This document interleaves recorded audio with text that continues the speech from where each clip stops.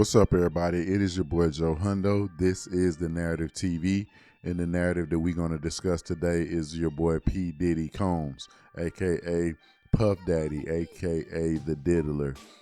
So as late as October the 1st, there were 120 additional alleged victims that are coming out against Sean P. Diddy Combs. Just adding themselves into the fray here. I mean, it's time. You got to get it in where you fit in. There's a Texas-based attorney, Tony Buzbee, has a 1-800 number. If Diddy touched you, looked at you, winked at you, etc., you can definitely become a part of this lawsuit. Just hit the number up.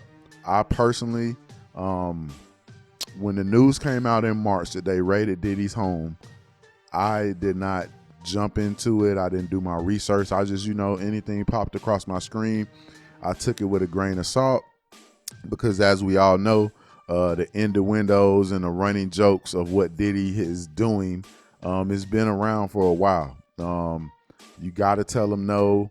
People have been saying that Diddy has these X-rated parties, and they never really give a lot of information. They've always held back as far as who was there, what they saw, what drugs was used. What I want to do, though, I want to let the mainstream media, source E-News, I want them to go ahead and speak on the most recent allegations about Diddy, and then we'll come back. What I'm going to do today is give my unpolitically correct opinion about the situation. I just want to, give a disclaimer. Any victim typically are the voiceless people in the situation, and if these are true victims, then I'll give a apology before I get started, and I hope justice overall is served either way. If Diddy's guilty of his crimes, and the victims should receive financial compensation. But we'll go ahead and let E-News give their description of P. Diddy and the latest turmoil that he's going to go through. Sean Diddy Combs is accused of abusing more than 24 minors amid new allegations against him. After the rapper was arrested September 16th for charges of sex trafficking, racketeering, and transportation to engage in prostitution, 120 people have come forward to accuse the 54-year-old of sexual assault, including more than 24 who were allegedly minors at the time. In an October 1st press conference per NBC News, Tony Buzbee, an attorney representing the new group of accusers, said 25 of the accusers were minors at the time of the alleged incidents, with some occurring as early as 1991. The attorney further alleged that one of the accusers was just 9 years old at the time that they were assaulted by Combs. The numerous allegations Buzbee noted included violent sexual assault or rape, facilitated sex with a controlled substance, dissemination of video recordings, and sexual abuse of minors. Buzbee, who said 3,000 people have come forward with accusations against Combs, did not specify the extent of the alleged abuse against the minors included in the planned lawsuit. The attorney added that he plans to continue to file lawsuits in various states within the next 30 days. Buzbee said of the accusers who have come forward, 62% identify as African American and mostly hail from New York, California, Georgia, and Florida. He added, "It's a long list already, but because of the nature of this case, we are going to make sure, damn sure, that we are right before we do that." The attorney explained that he will later name additional defendants in the cases, some of whom will, quote, shock the public.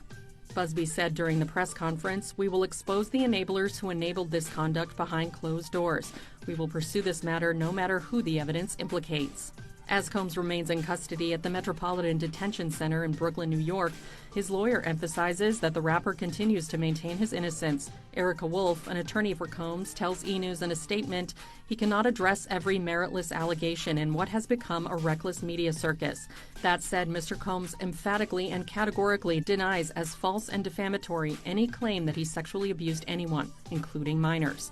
He looks forward to proving his innocence and vindicating himself in court if and when claims are filed and served, where the truth will be established based on evidence, not speculation.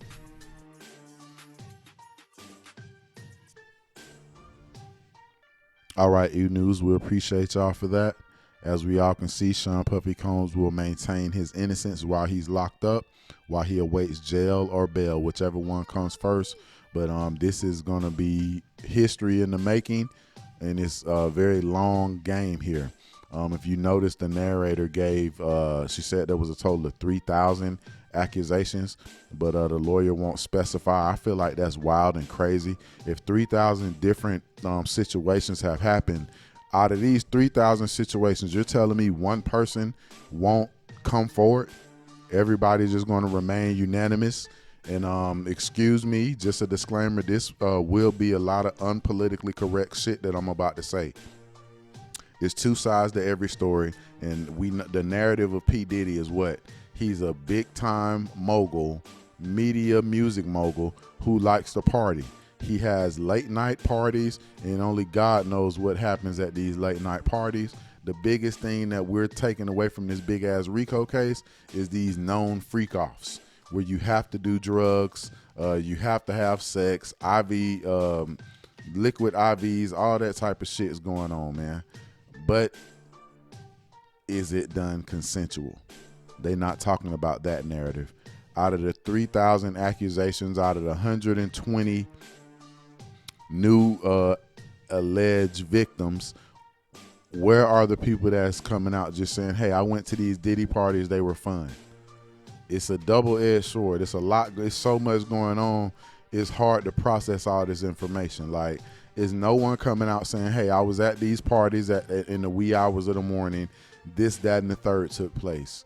No one's coming saying, hey, I was at these parties at wee hours in the morning, and Diddy himself did this, that, and the third to me. It's a few people that's coming out saying it. Lil Rod, his name is Little Rod. We'll start there. From my understanding, he was promised certain things, Grammys, X amount of money, points on the pack, et cetera, et cetera. He didn't get these things. He double backs with a lawsuit, civil lawsuit, nothing criminal. You get what I'm saying? If you telling me that my anus is going to be ripped apart, I'm not about to file charges. If your anus is ripped apart, don't you have to go to a hospital? If you didn't go to a hospital, P. Diddy had a doctor come in and fix your booty hole. Who is this doctor? Like, that's all I'm saying. It's so much of a double-edged sword. But again, we do want the victims, who are usually the voiceless, to have their time and to have their say. And in the same token, Diddy's going to have his time in court. Like any American citizen has the right to innocent until proven guilty. The Buzzkill, aka Tony Buzbee, he's doing civil lawsuits. He's not approaching Diddy criminally. He's doing it civilly. And he also states that people who are listed, they will, and some of them already have spoken to the FBI. I'm going to let Tony Buzbee do a little talking, and then we'll come back and we'll discuss what he has to say.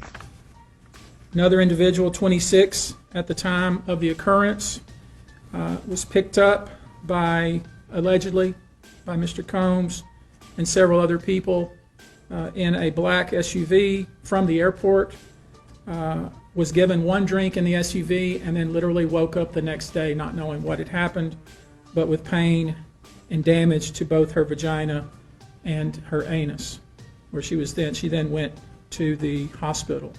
She was missing her underwear and her shoes.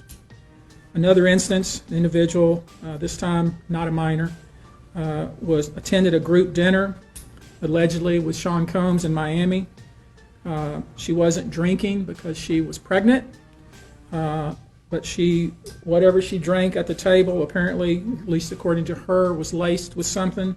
She blacked out, and she woke up in the same bed, again allegedly, with Mr. Combs in his mansion in Miami.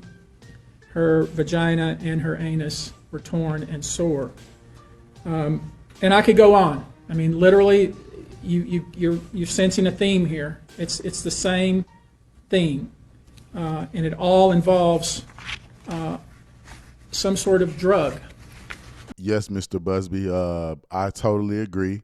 There is a theme here, and I'm going to paraphrase.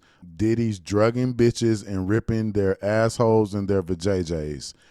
And then they go to hospitals.